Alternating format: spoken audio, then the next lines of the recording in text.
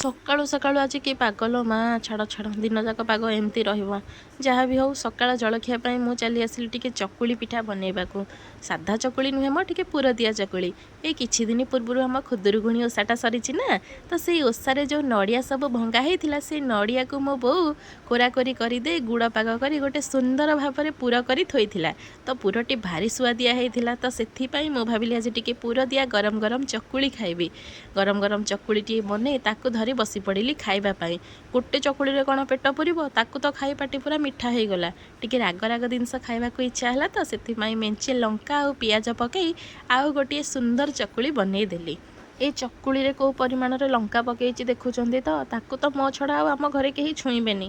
ଆପଣମାନେ ଭାବନ୍ତୁ ତାହେଲେ ମୁଁ କେଉଁ ପରିମାଣରେ ରାଗ ଖାଉଛି। ତାକୁ ଖାଇସାରି ଆସି ଦେଖେ ତ ଆମର ଏଠି ଗୋଟେ ଶାଗ ବଛା ହେଉଛି। ମୁଁ ପଚାରିଲି ଏଇଟା କେଉଁ ପ୍ରକାର ଶାଗ?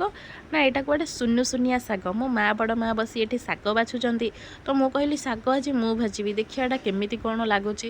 ତ ଶାଗକୁ ଟିକେ ଧୁଆଧୁଇ କରି ପକେଇଲି ଆଉ ମୋ ବୋଉକୁ ଦେଇଦେଲି ଟିକେ କାଟିବା ପାଇଁ। ମୋତେ ତ ଏଗୁଡ଼ା କାଟି ଆସିବନି, ତ ସେ କାଟିବା ଭିତରେ ମୁଁ ପିଆଜ ରସୁଣ ଫୁଟାଫୁଟି କରିଦେଇ ଶାଗକୁ ଭାଜି ପକେଇଲି। ଶାଗଟି ଭାରି ସୁନ୍ଦର ଭାବରେ ବାସ୍ନା ବି ହେଉଥିଲା। ତା ସାଙ୍ଗରେ ଟିକେ କଲରା ଚିପ୍ସ ବନା ହେଲା।